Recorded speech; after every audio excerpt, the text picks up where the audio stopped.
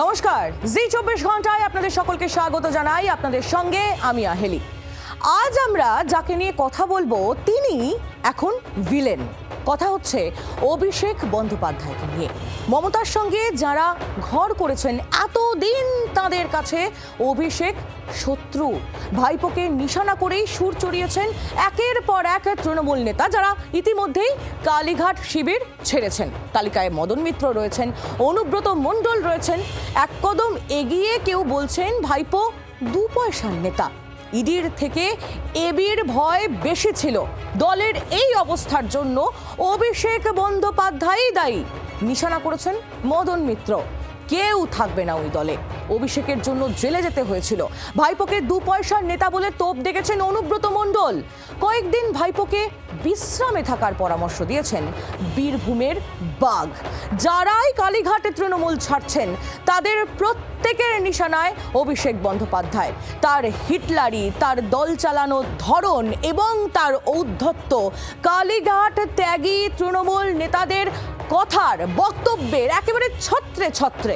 সেই তালিকায় মমতা বন্দ্যোপাধ্যায়ের দীর্ঘদিনের ছায়াসঙ্গী মদন মিত্র এবং অনুব্রত মণ্ডলও। আপনাদের প্রথমেই শোনাই অনুব্রত মণ্ডল তিনি কি বলেছেন আজ অভিষেক বন্দ্যোপাধ্যায়কে নিয়ে।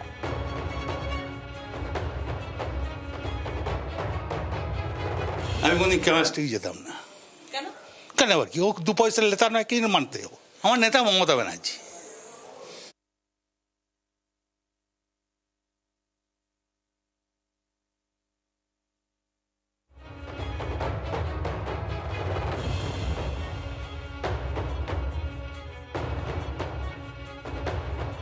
মিত্র বারে বারে একটা কথা বলছেন যে অভিষেক বন্দ্যোপাধ্যায়ের জন্যই দলটা এই জায়গায়। সবাই বলছে তাই।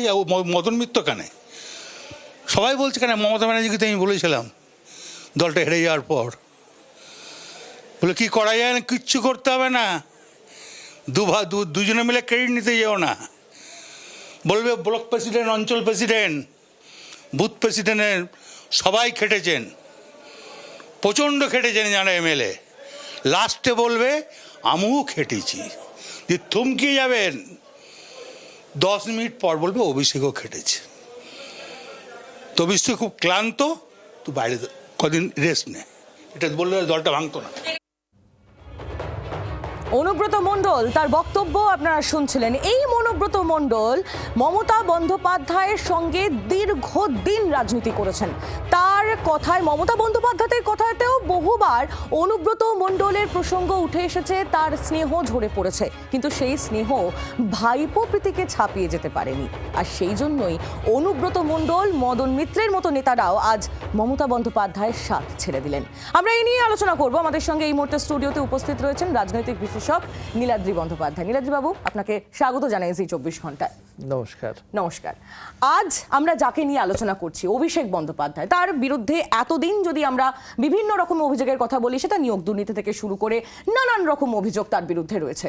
কিন্তু দলের যারা দলত্যাগী হচ্ছে, কালীঘাট তৃণমূলকে ত্যাগ করছেন, তারা অভিষেক বন্দ্যোপাধ্যায়কে নিয়ে যে অভিযোগগুলো করছেন সেগুলো তো ফেলে দেওয়ার মতো নয়, রীতিমতো মারাত্মক। না, নিশ্চয়ই মারাত্মক অভিযোগ করছেন, কিন্তু যতদিন তৃণমূল জিতছিল সেই অভিযোগগুলো তারা করেনি। প্রথম কথা, অভিষেক বন্দ্যোপাধ্যায় ভিলেন, তার জন্য পরাজয় হয়েছে, সব মেনে নিলাম। যারা ছাড়ছেন দল তারা কি ধোয়া তুলসী পাতা? কালকে মদন মিত্রর ছেলেকে ইডি না সিবিআই ডেকেছে শুনলাম, তারপরে তিনি ইডি ডেকেছে। ওই তো কখনো ইডি, কখনো সিবিআই, কখনো ছেলে, কখনো নিজে। তো তারপরে তিনি তো হঠাৎ করে তার বোধোদয় হলো অভিষেক ভিলেন, আর দল ছেড়ে বেরিয়ে গেলেন। মানে দলে আছেন আবার দল ছেড়েও বেরিয়ে গেলেন। তো এইটা একটু আশ্চর্য ব্যাপার। এই জাভেদ খান, এরা ধোয়া তুলসী পাতা, ববি হাকিম, এরা ধোয়া তুলসী পাতা। মানে অভিষেক বন্দ্যোপাধ্যায় দুর্নীতিগ্রস্ত, সেটা নিয়ে বাংলার মানুষের কোনো সংশয় নেই। কিন্তু আজ যারা বিদ্রোহী হয়ে সৎ সাজছেন, তারা কি, তারা কতটা সৎ এবং তাদের কি কি কীর্তি আছে সেটা কি মানুষ ভুলে গেছে? নির্বাচন আসুক, মানুষের সামনে স্পষ্ট হয়ে যাবে জনমত কোন দিকে, সেটা মানুষই দেখিয়ে দেবেন। আমি একটা কথা এখন বলতে পারি যে মমতা কিরম করবেন, অভিষেক কিরম করবেন, সেটা তো সময় বলবে। এই যে বিদ্রোহী তৃণমূল বলে যে গোষ্ঠীটা, তারা কার্যত ধুয়ে মুছে সাফ হয়ে যাবেন। অর্থাৎ আপনি বলতে চাইছেন যে কালীঘাট তৃণমূল শুধু নয়, তৃণমূল ব্যাপারটাই তার থাকছে না। তৃণমূল ব্যাপারটাই আর থাকছে না। এখানে লড়াইটা এখন রামের সাথে বামের, খুব স্পষ্ট বিভাজন। বাম শুধু বিজেপির বিরোধিতা করছে না, ভারতবর্ষেরও বিরোধিতা করছে, এবং রাম ভারতবর্ষকে রক্ষা করার চেষ্টা করছে। এটাই ন্যারেটিভ, এটাই লড়াই। জাতীয়তাবাদীদের সাথে দেশ বিরোধীদের লড়াই, এটাই নির্বাচন হবে। তৃণমূলের এখানে কোনো জায়গা নেই, ওটা কর্পূর হয়ে গেছে। এই জন্য ব্রাত্য বসু নির্বাচনের আগে একটা সিনেমা করলেন না, কর্পূর বলে। কুণাল ঘোষও ছিলেন। এখন কুণাল ঘোষ কোন তৃণমূলে আছে সেটা জানা যাচ্ছে না, কিন্তু লোকে বলছে এই তৃণমূল, আমরা শুনছি ওই তৃণমূলেও যেতে পারেন। আসলে ব্যাপারটা হচ্ছে এটা দুটো তৃণমূলই ইররেলিভেন্ট এখন। 21শে জুলাই আসুন না, আপনি দেখতে পাবেন কটা লোক হয়। যেটা জনসমুদ্র ছিল যে দিনটায়, সেখানে কজন লোক হয় সেটাই তো একটা গ্রাউন্ড টেস্ট। এমনকি তৃণমূলকে তো বলা হয়েছে ব্রিগেড প্যারেড গ্রাউন্ড দেওয়া হচ্ছে, সেখানে গিয়ে তারা সভা করুন। সে সাহসী পেলেন না মমতা বন্দ্যোপাধ্যায়। একেবারেই। আর এখান থেকে একটু শুনে নি মদন মিত্র, তিনিও আজ তোপ দেখেছেন সেই অভিষেক বন্দ্যোপাধ্যায়কে। তিনি আজ দল ছাড়লেন, কালীঘাট তৃণমূল ত্যাগ করলেন, এবং তারও নিশানায় সেই আগের কালীঘাট ত্যাগী নেতাদের মতো তার নিশানাতে আজ অভিষেক বন্দ্যোপাধ্যায়। কি বললেন ভাইপোকে নিয়ে আজ মদন মিত্র, চলুন শুনে নিই। মদন দা, যে বিষয়টা মানে বারবার আমরাও জানতে চাইছি যে 4 তারিখের পরেও তো আপনি সঙ্গে ছিলেন, তাহলে কি এমন ঘটলো যে হঠাৎ করে আপনি ছাড়ার সিদ্ধান্ত নিলেন মমতা বন্দ্যোপাধ্যায়কে? 4 তারিখ পার্টির কেবল মানসিকতা ছিল, পার্টি একটা ছেলে মানুষের মধ্যে দিয়ে যাচ্ছে। ওই বিকেলবেলা যাওয়া, হো করা, ঠাট্টাই আর কি, কোনো সিরিয়াসলি যদিও বিভিন্ন লোককে বিভিন্ন দায়িত্ব দেওয়া হচ্ছিল, কিন্তু আলটিমেট ওই ভেতরের ঘর থেকে অভিষেকই কাটিয়ে নাড়ছে। যেখানে অভিষেক বসে আছে সেখানে অন্য কাউ তো কথা চলে না, সবই তো চলে গেল হাত থেকে। তৃণমূল ভবন থেকে একমাত্র উপায় বিধানসভায় সংগঠিত হওয়া। একটা জিনিস বলুন, আপনি অভিষেকের কথা বলছেন, তো আপনারা মমতা বন্দ্যোপাধ্যায়কে এই বিষয়টা বলেননি যে সিদ্ধান্ত নেওয়ার ক্ষেত্রে অভিষেকের ভূমিকা? বা বলেছি অভিষেককে এখন 6 মাসের জন্য একটু পিকচার থেকে অফ। আমরা চেয়েছিলাম মাটি মানুষের, সাধারণ গরিব মানুষের মধ্য থেকে যে জিতে আসবেন, যে এগিয়ে আসবেন তাকে ছেড়ে। কিন্তু মমতা ব্যানার্জি অভিষেক মদন মিত্র তার বক্তব্য আমরা শুনছিলাম। নীলাদ্রিবাবুর কাছে আরো একবার চলে যাই। নীলাদ্রিবাবু, যেমনটা আপনি বলছিলেন যে এতদিন কোনো সমস্যা হয়নি, এখন দল হেরে যাওয়ার পর, রাজ্য থেকে ক্ষমতায় চলে যাওয়ার পর এখন তাদের সব সমস্যার কথাগুলো মনে পড়ছে। তো মদন মিত্ররা তারা তো বলছেন যে তারা বলেছিলেন, কিন্তু মমতা বন্দ্যোপাধ্যায়ের অন্ধ ভাইপো প্রীতি সেই সমস্ত অভিযোগ কানে তোলার প্রয়োজনই মনে করেন না। আমি একটা ওদের সাজেশন দিতে পারি একজন বিশ্লেষক হিসেবে। ওরা তো মমতার অভিষেককে ছবিটা সামনে রেখে লড়াই করেছিলেন, মানে সব জায়গায় দেখেছি কেন্দ্রে মমতা অভিষেকের ছবি। তা এখন তারা বিধায়ক পদ থেকে পদত্যাগ করে আরেকবার একটু নির্বাচিত হয়ে আসুক না, তাহলেই দুধ কা দুধ পানি কা পানি স্পষ্ট হয়ে যাবে। তারা জিততে পারেন না। 5 বছর মানুষের সাথে এই ধরনের ছেলে খেলা করে লাভটা কি? এ তো সার্কাস হয়ে যাচ্ছে। মদন মিত্র বরাবরই সার্কাস করতেন, ও লাভলি। মানে তৃণমূল দলটা একটা রাজনৈতিক দল না একটা সার্কাস পার্টি, সেটা আমি এখন বুঝতে পারছি না। এক একজন এক এক দিন এক একজন নেতা এক এক রকম করছেন, মানে ভয়ঙ্কর ব্যাপার। কে জিভ বার করে ভিডিও করেন, কে লো লাভলি বলে গান করেন, মানে ভয়ঙ্কর ব্যাপার। এই তো মানে এটা কমেডি, একটা কমেডি শো হচ্ছে। কমেডি শোর নাম হচ্ছে তৃণমূল কংগ্রেস, এটাই মনে হচ্ছে। বডি ল্যাঙ্গুয়েজের কথা যখন বললেন নীলাদ্রিবাবু, একটা কথা আজকে না বললেই নয়। মদন মিত্র, অনুব্রত মণ্ডল, তাদের বক্তব্য আমরা শুনছিলাম। আজ সকাল থেকে এনাদের দুজনের বডি ল্যাঙ্গুয়েজ দেখে মনে হচ্ছে যে এতদিন মানে সেই পুরনো মদন মিত্র, পুরনো অনুব্রত মণ্ডলকে যেন আমরা দেখতে পাচ্ছি আজ। এতদিন যেন মনে হচ্ছে দম নিতে পারছিলেন না, ঝাঁপ ছেড়ে বাঁচলেন। না, মদন মিত্র কি রাত 8টার পর বলেছেন না রাত 8টার আগে? কেন বক্তব্য পরিবর্তন হয়ে যেতে পারে। কেন কল্যাণ বন্দ্যোপাধ্যায় দেখেছিলাম যে অভিষেকের বিরুদ্ধে বলেছেন, সকালে উঠে অন্য কথা বলতেন। সেই এই তৃণমূলের কোনো কথাকে আমি গুরুত্ব দিতে আমি অন্তত বিশ্লেষক হিসেবে রাজি নই। এরা কোনো নেতা নন, এরা কার্যত মমতা বন্দ্যোপাধ্যায়ের ছবিটাকে সামনে রেখে নির্বাচন জিতেছিলেন। মমতা বন্দ্যোপাধ্যায়ের ছবিটাকে সামনে রেখে অভিষেক বন্দ্যোপাধ্যায়ের সাথে একেবারে কোলাবোরেট করে দুর্নীতি করেছেন। এখন নিজেরা সৎ সাজার চেষ্টা করছেন। শব্দ অভিষেকের, কারণ ডিম্বাস্ত্রের আঘাত যাতে তার উপর না আসে। ইডি সিবিআই যাতে না ডাকে, তারা মনে করছেন এটা করলে বোধহয় ইডি সিবিআই ডাকবে না। কিন্তু মুশকিলটা অন্য জায়গায় কি জানেন তো, পশ্চিমবঙ্গে বিজেপির 208টা আসন আছে, এরা থাকলো কি গেল ভারতীয় জনতা পার্টির কিচ্ছু এসে যায় না। এরা চলে গেলে, এরা এদিকে এলে ইডি আসবে না, এই ভ্রমের মধ্যে তারা কেন আছেন ভগবান জানে। মদন মিত্র তিনি আজকে আবার বলছেন যে ইডি সিবিআই এর ভয়ে আমি পাই না, আমার পরিবারকে ডাকা হয়েছে, আমার পরিবার সহযোগিতা করবে। আজ মদন মিত্র তিনি এটা বললেন এবং আমরা দেখলাম যে মদন মিত্র এবং অনুব্রত মণ্ডল তারা আজ 21শে জুলাই ঋতব্রত শিবিরের 21শে জুলাইয়ের যে সভা, সেই সভাতে আজ তারা মানে যে প্রস্তুতি সভা, সেখানে তারা আজ গিয়েছেন এবং আজ আপনারা জানেন যে মদন মিত্র তিনি আজ যোগদান করেছেন এবং অনুব্রত মণ্ডল তিনি কয়েকদিন আগে যোগদান করেছেন এবং তিনি পদও পেয়ে গিয়েছেন। বীরভূমের যে পদে তিনি এতদিন আসীন ছিলেন, সেই পদ তাকে আবার ফিরিয়ে দেওয়া হয়েছে ঋতব্রত শিবিরের তরফ থেকে। এই ঋতব্রত বন্দ্যোপাধ্যায় এই দুই নেতাকে নিয়ে তিনি কি বললেন আজ, চলুন একটু শুনে নিই। সেটা মমতা বন্দ্যোপাধ্যায়ের প্রেরোগেটিভ। মদন মিত্র একথাও বলেছেন যে স্ট্যান্ডিং ওভেশনটা ভাগ্যিস মানে দুপা তুলে দিতে বলেনি আর কি। অনুব্রত মণ্ডলের যোগদানে কালেকটিভ স্বাভাবিকভাবেই শক্তিশালী হয়েছে। মদন মিত্র আজকে এলেন, কালেকটিভ শক্তিশালী হলো। অ্যাকাউন্ট ফ্রিস্টিসের আগে অবধি একটা প্রতি মাসে বিপুল পরিমাণ টাকা, শুধু সুদের টাকা কার জন্য খরচ হয়েছে। আমাদের এমএলএরা জমি বিক্রি করছেন, সোনা বন্ধক রাখছেন। ওই টাকা কি তাহলে হেলিকপ্টার আর প্লেন কেনা হবে, তার ভাড়া দেওয়া হবে, কেমেন আইল্যান্ডসে যাবে, শেল কোম্পানিতে ইনভেস্ট হবে, ভানুয়াতুতুতে যাবে।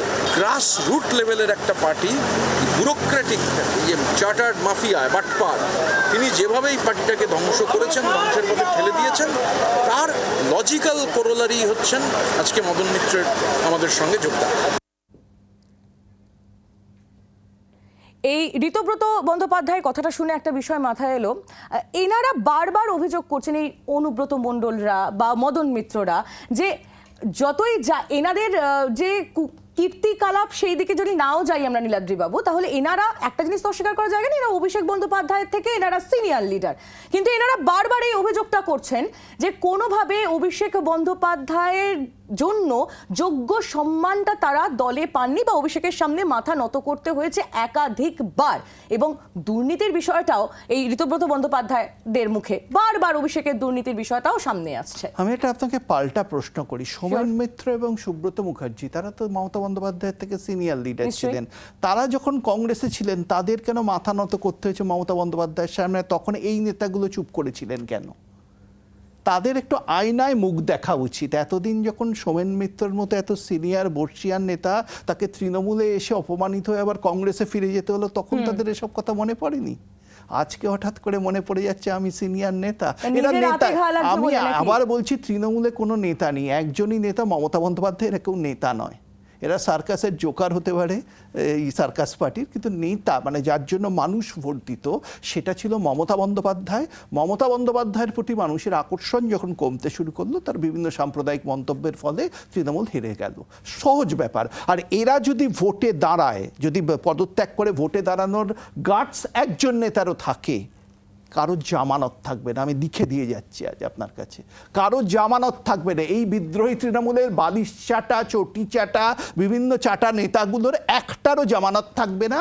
ও লাভলি বলে তাদের হয়তো ভিডিও ক্যাসেট করতে হবে, তখন এই ভিডিও টিডিও করতে হবে একেবারেই। এবং এই বিষয়টা যখন চলছে, একদিকে আমরা দেখছি কালীঘাট তৃণমূলের তরফ থেকে, আর অন্যদিকে মমতা বন্দ্যোপাধ্যায় তিনি আজকে কি বলছেন জানেন? অভিষেক বাঘের মতো লড়ছে।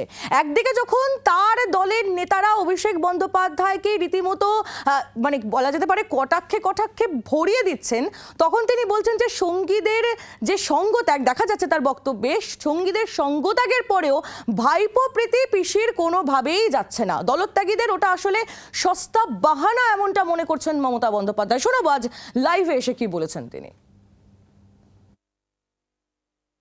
অভিষেক অনেক খারাপ আপনাদের কাছে, বাহানা হয়ে গেছে ওটা।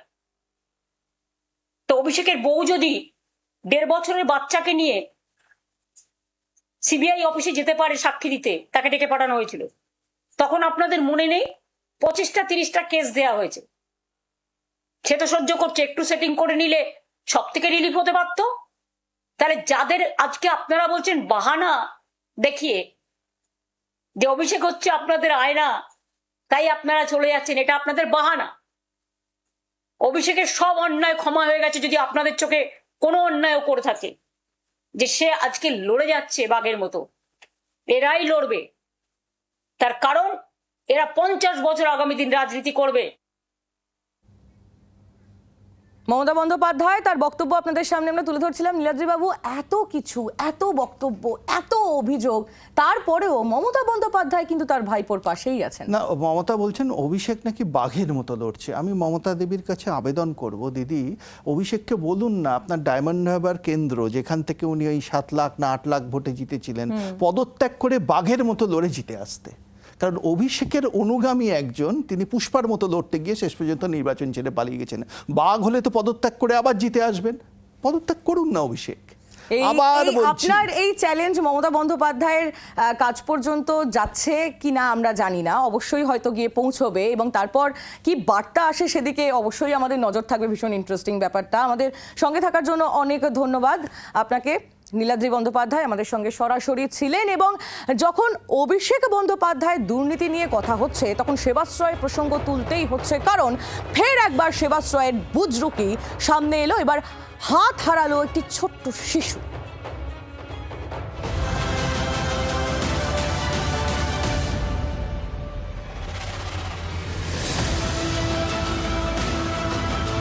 অভিষেক ব্যানার্জি আমাদের সাথে এত বড় স্ক্যাম করেছে, আমি তাই বিচার চাই। সেবাশ্রয় ক্যাম্পে গিয়ে ভুল চিকিৎসার জেরে চিরকালের জন্য ডান পা হারিয়েছেন মহেশতলার মালতী বিশ্বাস। দিন কয়েক আগে এই খবর সম্প্রচার করে জি 24 ঘন্টা। এবার সেবাশ্রয়ের চিকিৎসা না হওয়ায় শিশুর ডান হাত পড়ার অভিযোগ তুললেন বাবা মা। অভিযোগের তীর অভিষেক বন্দ্যোপাধ্যায়ের দিকে। অভিষেক নিজে মুখে আশ্বাস দিলেও চিকিৎসা মেলেনি বলে অভিযোগ। আমার বাচ্চা আজ যে এরকম পরিস্থিতিতে, আমরা এত কষ্ট করে ওকে সুস্থ করার জন্য অনেক লড়েছি, পথে পথে ঘুরেছি আমার বাচ্চার জন্য, সাহায্যের জন্য, কিন্তু উনি এই জায়গাটায় আমার বাচ্চাকে এরকম বাচ্চা দেখে কি করে মুখ ফেরালেন? আমি এর বিচার চাই। বিরল এভিএন রোগে আক্রান্ত দক্ষিণ 24 পরগনার বিষ্ণুপুরের বাসিন্দা 2 বছরের ছোট্ট শিশু কন্যা। দিল্লির এইমসে চিকিৎসা চলছিল শিশু। অভাবের সংসারে রাস্তায় রাস্তায় ঘুরে মেয়ের চিকিৎসার জন্য অর্থ সাহায্য চাইছিল পরিবার। পরিবারের দাবি 2024 সালের জানুয়ারি মাসে স্থানীয় তৃণমূল নেতারা ওই পরিবারকে শিশুর চিকিৎসায় সেবাশ্রয় ক্যাম্পে যেতে বলেন। তৃণমূল নেতাদের কথা মেনে সেবাশ্রয় ক্যাম্পে মেয়েকে নিয়ে যান বাবা মা।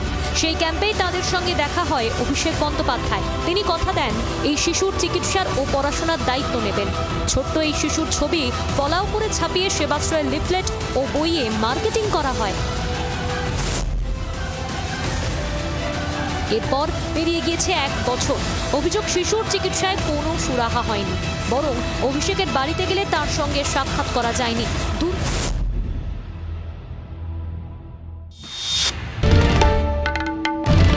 বাংলার আওয়াজ, বাঙালির আবেগ, জি 24 ঘন্টা।